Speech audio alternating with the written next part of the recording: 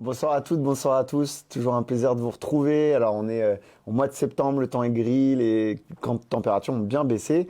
On a quand même des bonnes nouvelles et parmi ces bonnes nouvelles, il y en a une que je me dois de vous donner en premier. D'abord, c'est une petite dédicace à notre ami William qui n'est pas là ce soir. Et pour cause, il a eu un heureux événement et il commence à remplir son équipe de foot. Donc, un gros bisou à toute la famille. Et puis, je vous souhaite évidemment à toutes et à tous, enfin, surtout aux nouvelles arrivées, le meilleur pour la vie qui s'ouvre.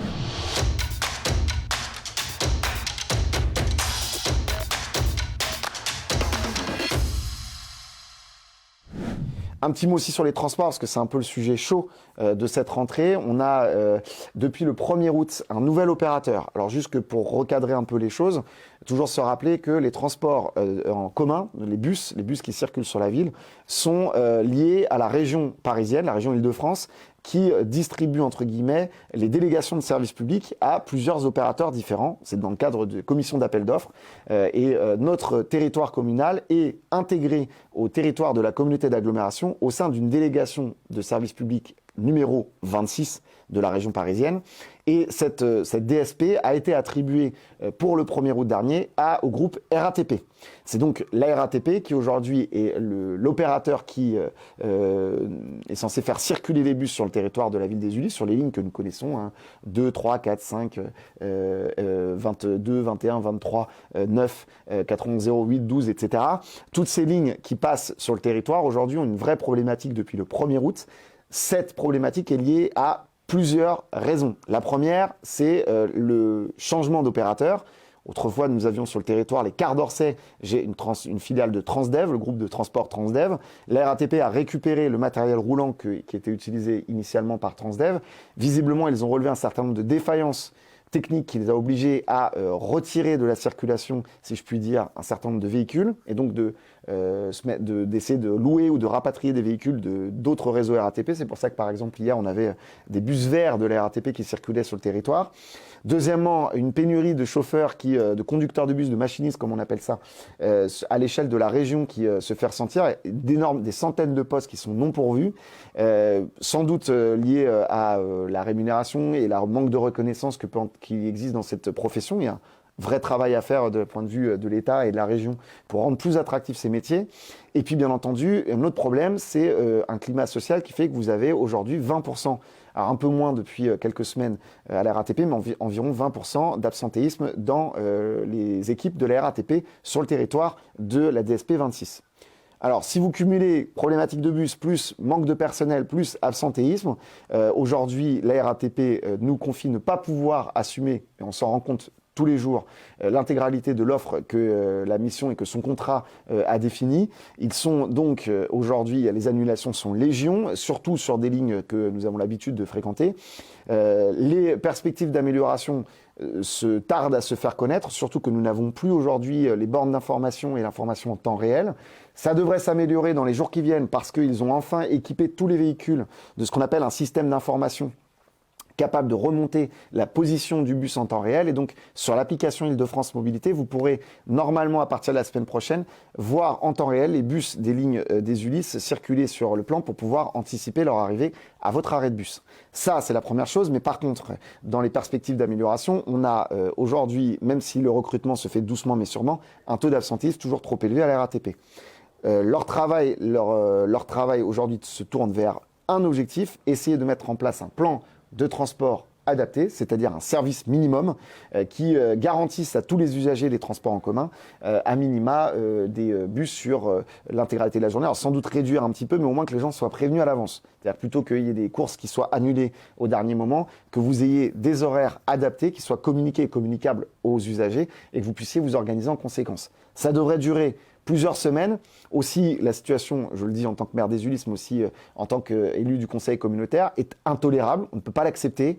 Moi, je vois des gens qui se retrouvent dans des situations complètement scandaleuses du fait des retards accumulés au travail, des problématiques pour notamment ceux qui sont en contrat d'intérim. Évidemment, des élèves ou des étudiants qui se retrouvent dans des difficultés à pouvoir arriver à l'heure en cours ou lorsqu'ils ont des examens ou des devoirs sur table.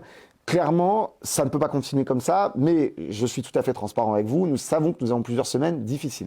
Ce que nous avons demandé en tant qu'élus communautaires, d'abord, d'avoir de la transparence sur les annulations, comprendre ce qui se passe, savoir combien de courses sont annulées, essayer d'anticiper au maximum les endroits où les annulations seraient moins, poseraient le moins de problèmes aux usagers. Ensuite, mettre en place un plan de transport minimum, ce qu'on appelle un plan de transport adapté, le plus vite possible, vraisemblablement entre la fin octobre et le début novembre, pour s'assurer qu'il y ait une certaine fiabilité avec un service moins bon que celui qui normalement doit être rendu, mais au moins un service fiable qui éviterait d'avoir des annulations intempestives.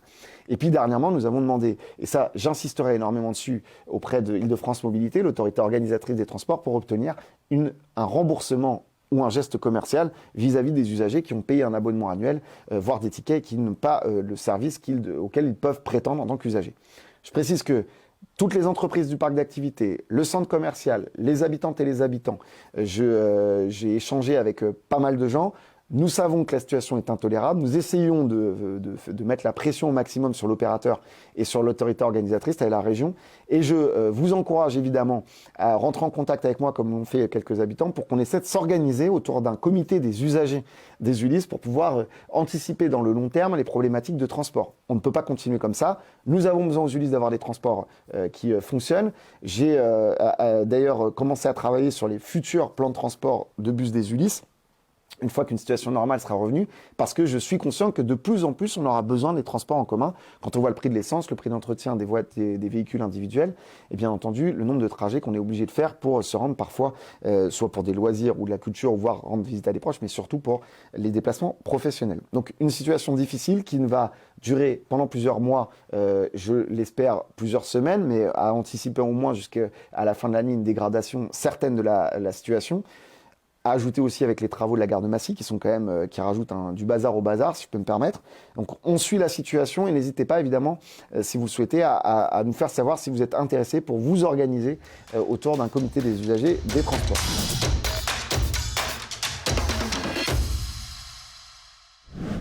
Lancement de la saison culturelle, on aurait dû avoir un spectacle ce samedi soir, mais le spectacle, à défaut pour les artistes d'avoir obtenu un visa dans leur pays d'origine, n'ont pas pu se rendre. Donc le spectacle est décalé, je crois, au mois de février. En tout cas, on a eu une présentation de saison culturelle il y a 10 jours environ, qui était très qualitative. On a vu beaucoup de choses qui allaient se produire à Borézion, mais pas que. Aussi hors les murs, au Radazik évidemment, parfois même dans les appartements des habitantes et des habitants volontaires. Une saison culturelle où vous allez retrouver beaucoup de qualité. On a essayé d'ouvrir le champ culturel et puis toujours cette volonté d'aller vers, c'est-à-dire que vous soyez aussi surpris de découvrir de la culture à des endroits où, des cultures, des arts à des endroits où vous n'avez pas forcément l'habitude de les voir. C'est un peu l'objet d'ailleurs de la quinzaine des arts où vous retrouvez parfois des œuvres d'art à l'intérieur de vos commerces de proximité. On est très content évidemment de voir une saison culturelle pleine et entière en espérant que la Covid nous laisse tranquille le plus longtemps possible. Et voilà un petit peu où nous en sommes par rapport à la culture.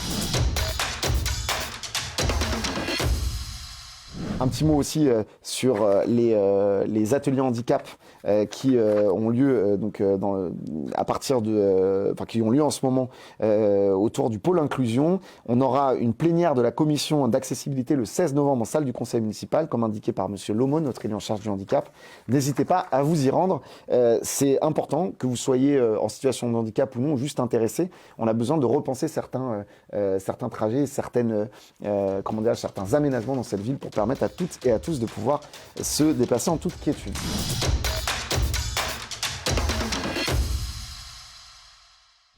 Un petit mot pour conclure cette phase d'introduction sur la grève qui aura lieu le 6 octobre prochain, donc dans une semaine, auprès des personnels des crèches, donc la petite enfance.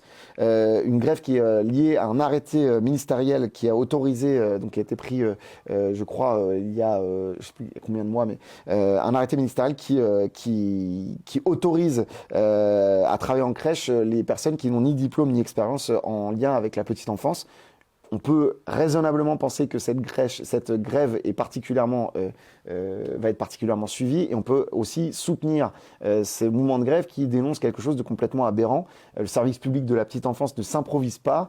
On a évidemment des métiers qui sont d'ailleurs pas suffisamment reconnus de la part de l'État et de la société, mais en plus on peut s'inquiéter de savoir que les perspectives pour les services publics de la petite enfance vus par le gouvernement actuel sont surtout tournés vers l'occupationnel et pas forcément vers les projets éducatifs. Nous on a besoin, et on le sait, de personnel formé avec de l'expérience, capable d'accompagner la petite enfance. C'est un moment où beaucoup de choses se jouent sur le plan éducatif, aussi pour les parents sur l'accompagnement à la parentalité. Donc on a besoin de se battre pour avoir des personnels un service public de la petite enfance, évidemment le plus efficient possible. Merci pour vos questions, votre fidélité, et puis merci pour votre bienveillance. On a du boulot, mais sachez qu'on continue. À très bientôt.